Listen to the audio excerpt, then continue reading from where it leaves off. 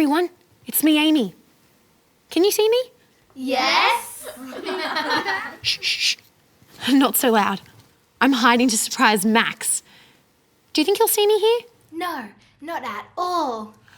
He has snuck up on me so many times. I thought I'd try and give him a surprise. He won't suspect a thing. And he could be here any minute. What's that? Phew, false alarm.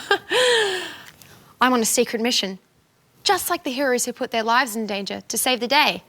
Like in the movies? Yes, but also in real life.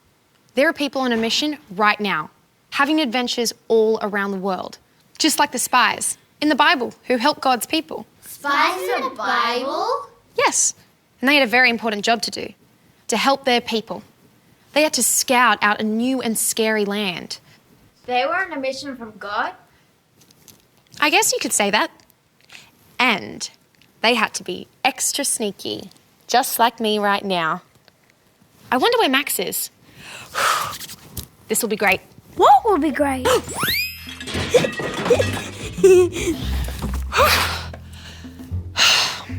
You surprised me, Max. Yes, it looks like I did. Well, I was on a mission to surprise you.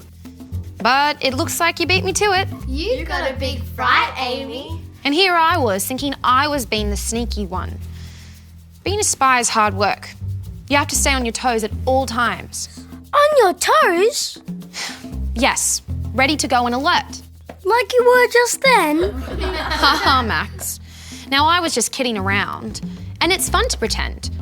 But for many people, it's not make-believe.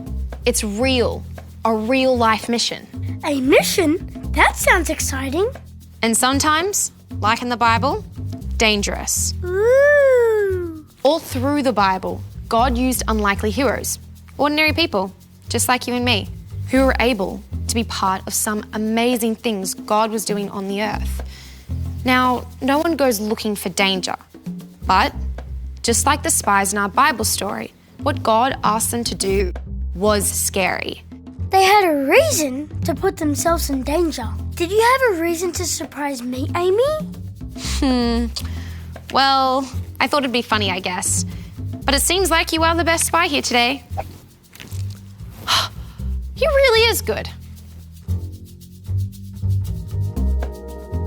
Imagine a huge, nation-sized group of people standing on one side of a border, getting ready to enter a new land.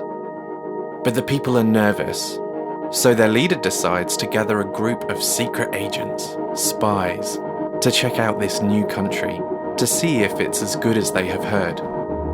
It happened early on in the Bible, with the nation of Israel and its leader Moses. These spies spent 40 days scouting out the land, and they came back with a huge cluster of grapes, saying, "Check out the size of these grapes! You should see the size of the people who eat them! They're giants! No way we can beat them. We may as well go back to Egypt."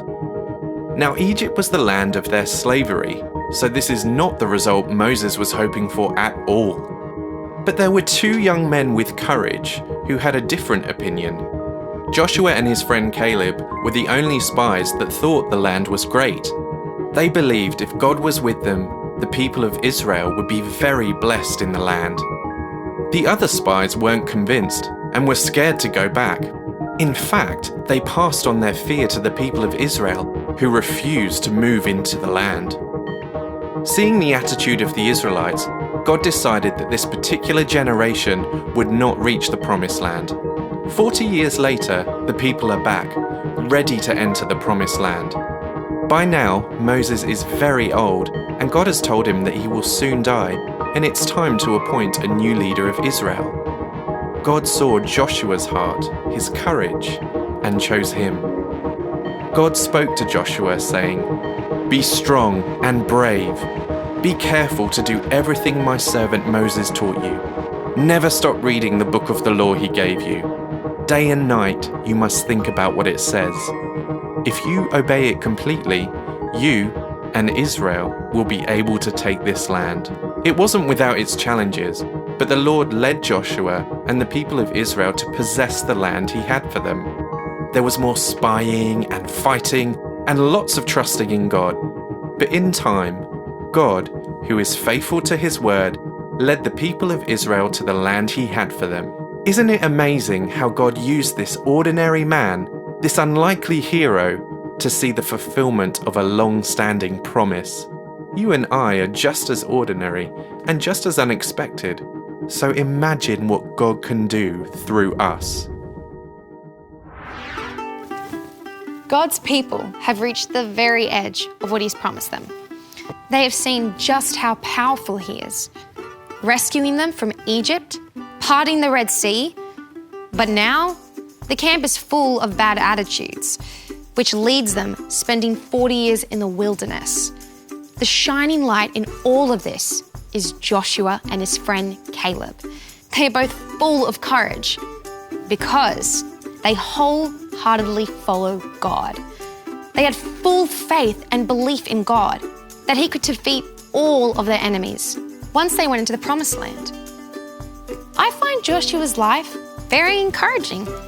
Even though all the other grown-ups around him were afraid and worried, he stood up with courage, declaring that God would help them. Many years later, Joshua was the leader that took over from Moses himself and led his people forward to possess the land that God had promised their earlier forefathers, Abraham, Isaac, and Jacob. Heroes have courage.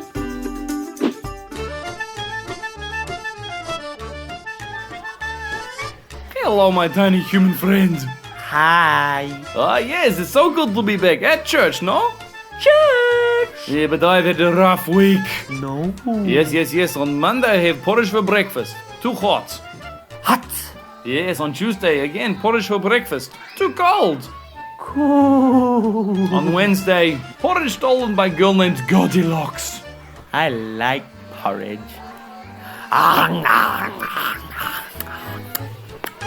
Yes, we all like porridge, my friend. Yummy. Some danger is fun, like the roller coaster at a theme park or a big slide at the playground. It still takes a little bit of courage to go on these rides, but we know that we're going to be okay. The Bible is full of adventures and battles and excitement, which comes from people willing to trust God and do amazing things. Joshua is such a hero to me, and hopefully now to you too.